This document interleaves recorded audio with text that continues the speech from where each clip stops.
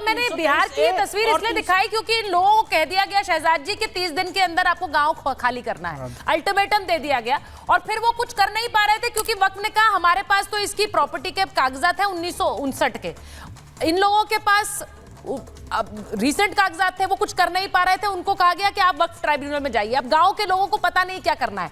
मैं आपसे ये पूछ रही हूं कि जो क्यूआर कोड वाली जंग चढ़ गई है यहाँ देश में, पंडालों के बाहर लग रहे हैं, मस्जिदों के बाहर लग रहे हैं, कह रहे स्कैन करिए भेजिए, आपके फोन में भी आया होगा, पता नहीं मुझे, मेरे तो फोन में आया। एक लाइटर नोट पे बात बोल दूं, ये क्यूआर कोड बनाने में इजराइल का बड़ा हाथ है, तो कहीं हराम हराम ना हो जाए। ये हलाल नहीं है पूरी तरह से। ये बोल दो इन लोगों को कि इजराइल का भी इसमें रोल है बनाने में।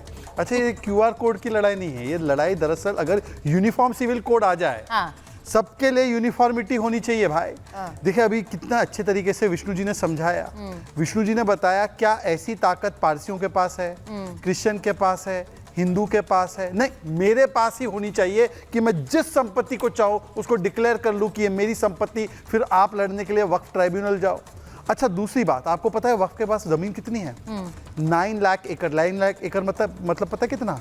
9 × 9 मुंबई। मुंबई की जमीन जितनी है, पूरे मुंबई की, इसको 9 टाइम कर दो, इनकी इनकम पता है कितनी है? 200 करोड़। पूरे मुंबई की अगर प्रॉपर्टी को रेंट पे डाला जाए तो कितनी इनकम आएगी? ये 9 टाइम्स ऑफ मुंबई है और इनकम 200 करोड़। इसलिए सच्चर कमेटी रिपोर्ट ने क्या बोला, इसमें अमेंडमेंट करो, इसमें ट्रांसपेरेंसी लाओ। 9th JPC report of Rahman Khan क्या बोल रहे थे, इसमें प्रॉपर मैनेजमेंट लाओ। आगा खानियों ने बोला, बोरा ने बोला, महिलाओं ने बोला, दरगाहों ने बोला, ये सब मुस्लिमों की बातें हैं। और इसके विरोध में कौन है?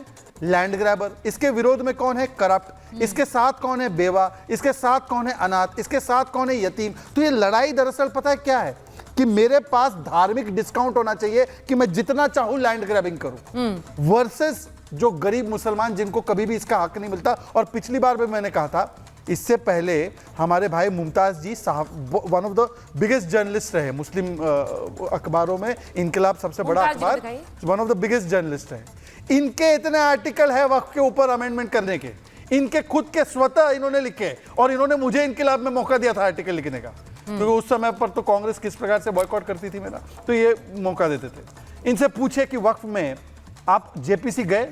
मुमताज भाई अपना सजेशन देना, मैंने लास्ट टाइम भी बोला था सुचारिता के शो में कि आप जेपीसी जाना, आपने भरा जेपीसी का फॉर्म कि मैं आना चाहता हूं। यही प्रॉब्लम है। देखिए मुमताज जैसे अच्छे व्यक्ति भी इनके दुकानदारी में फंस जाते हैं। मैं आज मुमताज जी से कहूंगा कि वो आर्टिकल 3-4 आर्टिकल पढ़ के सुना। उनसे पूछ तो लीजिए उन्होंने दिया है कि नहीं वक्फ, वो स्कैन किया है कि नहीं, स्कैन किया है कि नहीं किया, ये जरा बता दीजिए, पहले आप बता दीजिए। देखिए मुमताज जी क्या हो रहा है क्या रहा है कि जो क्यूआर कोड वाली जंग है ये देश में बड़ी अजीब सी जंग हो गई है, और ऐसा लग रहा है कि ये एक तरह से हिंदू वर्सेस मुसलमान हो गई है, जबकि ये है नहीं, क्योंकि जमीनों को एक तरह से हड़पने की कोई जंग नहीं है। अब देखिए ओवैसी साहब ने भी कह दिया कि बर्बादी हो जाएगी और हम बर्बादी ला देंगे अगर बर्बादी हुई।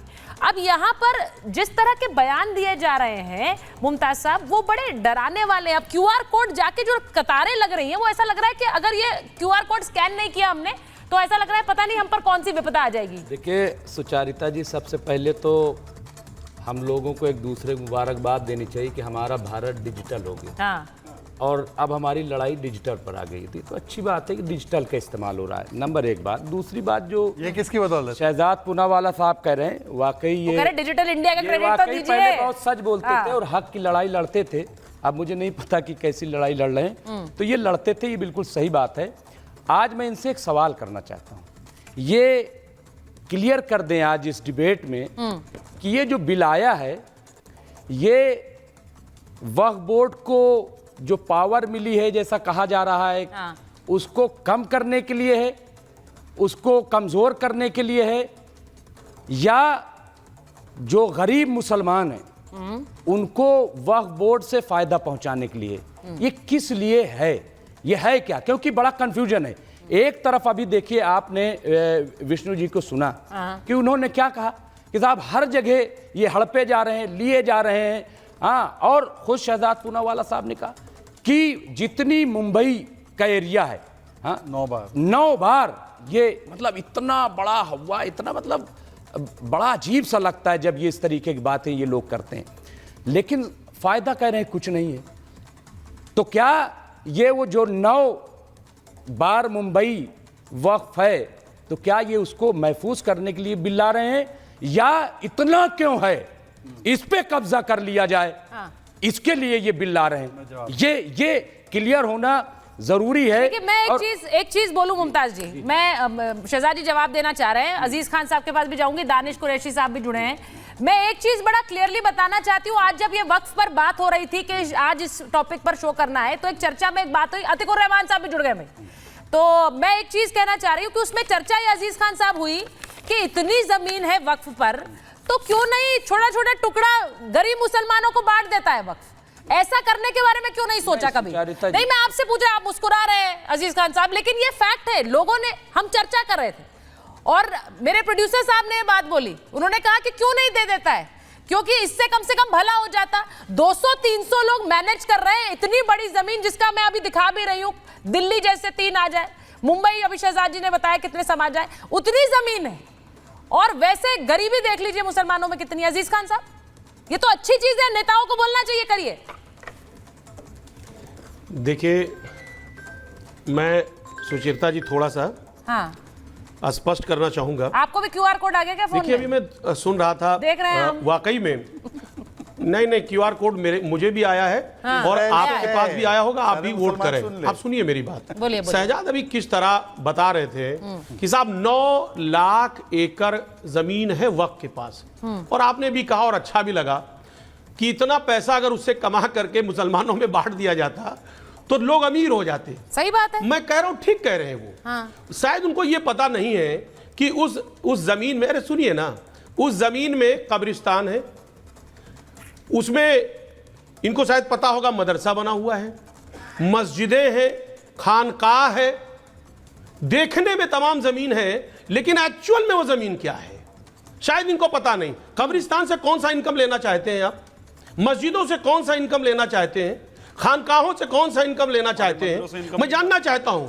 सवाल इस बात का है, जिस तरह नैरेटिव सेट किया जा रहा है इस देश में कि साहब हिंदू वर्सेस मुसलमान करने का प्रयास, आप इस बात को समझिए। देखिए, जैसे वो कहते हैं ना कि सियासत इस कदर आवाम पर एहसान करती है, ये शहजाद भाई के लिए है, खासतौर से जिस पार्टी में है, सियासत इस कदर आवाम पर एहसान करती है, पहले छीन लेती है, अगर हमारे मंदिर से एक तरफ तो एहसान कर रहे हैं, हिसाब में बिल ला रहा हूं, और तो फिर ऐसी परिस्थिति आप पर क्यों नहीं, कोर्ट से क्यों नहीं? मैं थोड़ी कह रहा हूं भाई, उनको रोकिए। सबसे पहले एक बात बता दीजिए, मैं सिर्फ यहाँ बैठे,